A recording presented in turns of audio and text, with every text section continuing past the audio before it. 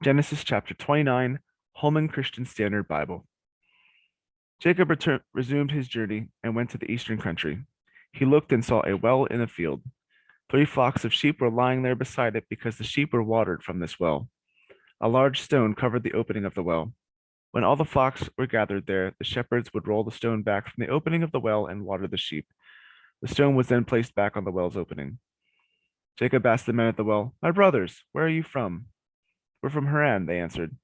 "Do you know Laban, grandson of Nahor?" Jacob asked them. They answered, "We know him." "Is he well?" Jacob asked.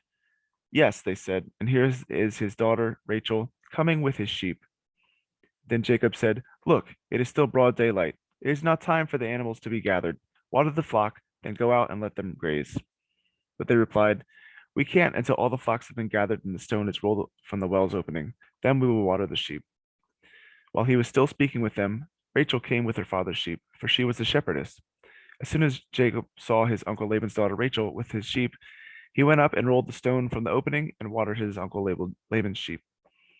Then Jacob kissed Rachel and wept loudly. He told Rachel that he was her father's relative, Rebekah's son. She ran and told her father. When Laban heard the news about his sister's son Jacob, he ran to meet him, hugged him, and kissed him. Then he took him to his house, and Jacob told him all that had happened. Laban said, "Yes, you are my own flesh and blood."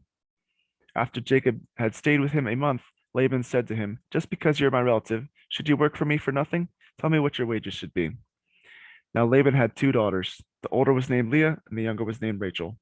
Leah had ordinary eyes, but Rachel was shapely and beautiful. Jacob loved Rachel, so he answered Laban, "I'll work for you 7 years for your younger daughter Rachel."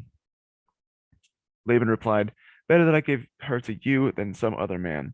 Stay with me." So Jacob worked 7 years for Rachel, and they seemed like only a few days to him because of his love for her. Then Jacob said to Laban, "Give me my wife, for my time is completed. I want to sleep with her." So Laban invited all the men of the place for a feast. That evening, Laban took his daughter Leah and gave her to Jacob, and he slept with her. And Laban gave his slave Zilpah to his daughter Leah as her slave. When morning came, there was Leah. So he said to Laban, "What is this you have done to me? Wasn't it for Rachel that I worked for you? Why have you deceived me?" Laban answered, "It is not the custom in this place to give the younger daughter in marriage before the firstborn. Complete the week of the wedding celebration, and we will also give you the younger one in return for working yet another 7 years for me." And Jacob did just that. He finished the week of celebration, and Laban gave him his daughter Rachel as his wife.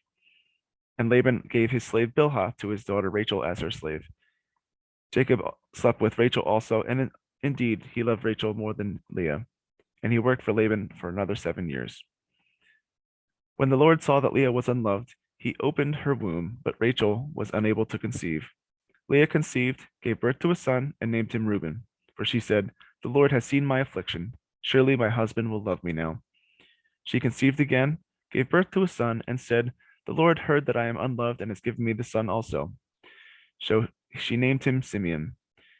He conceived again, gave birth to a son, and said, "At last, my husband will become attached to me because I have borne 3 sons for him." Therefore, he was named Levi. And she conceived again, giving birth to a son, and she said, "This time I will praise the Lord." Therefore, she named him Judah. Then Leah stopped having children.